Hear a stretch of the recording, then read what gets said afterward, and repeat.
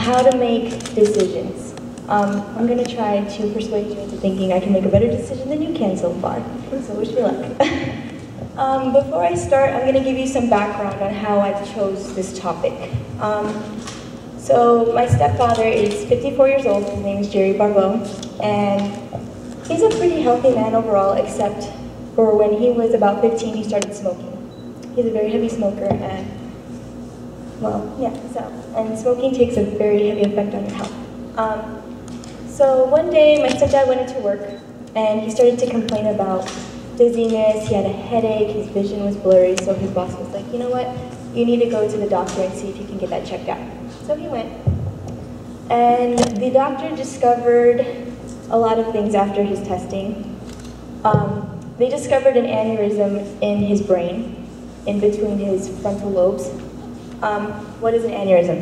An aneurysm basically is a bulge within a vein, and what happens is the blood flow that's going through the vein, it causes a lot of pressure on the weakened walls, and this bulge is created, and if it's not taken care of soon, a lot of things can happen. In this case, if his aneurysm would have ruptured, he would have either suffered severe brain damage or death. So this was something that we didn't take light, and it needs to be taken care of as soon as possible.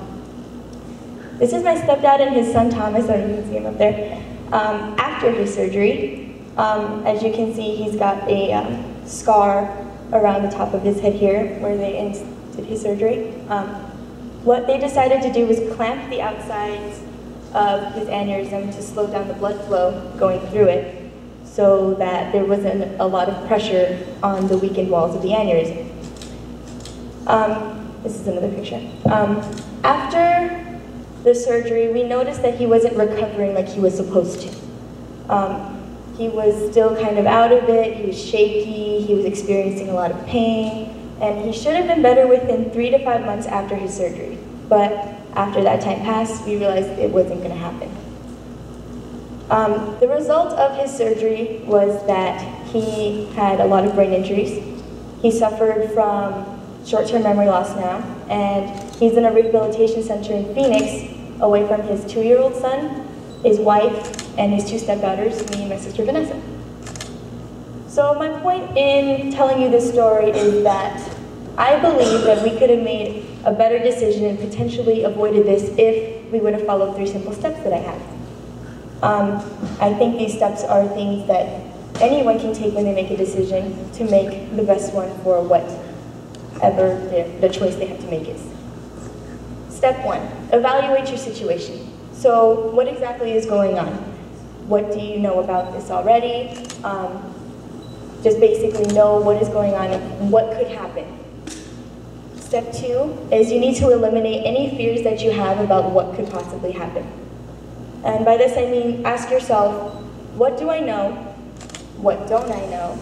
And what is it that could happen that scares me? If you think that you're going to make the decision and you have no idea what can happen, you should probably research into it so you don't have that fear anymore. At least you know what could happen and find ways to deal with it. And step 3 would be to be considerate of the people around you. Now, when you make a decision, usually you don't think about anybody but yourself and how they're affected by it. But in cases such as this one, a decision that you make affects the people around you. Who is affected by this? Is it your family, your friends, and how is it affecting their lives?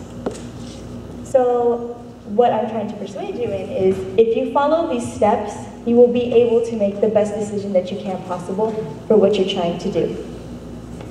Now to recap back, I believe that if we had more time to think of a solution for what happened to my stepfather, that we could have, number 1, evaluated the situation a little bit better and found different ways to go about treating his aneurysm, eliminating the fear and knowing what could happen, not just with the aneurysm rupturing, but also what could happen with just regular surgery, and the effects of that and what could have happened. And 3, being considerate of the people around him, such as saying that now that he's away from his son, we could have probably avoided that if we would have gone a different route in going around this. So I hope today you take away from this talk, just the next time you make a decision, think about all of the aspects of it and not just certain things. Be considerate of others and your family and your friends, and don't take everything lightly because something bad could happen and you want to be prepared for it. And that's it. So, thank you.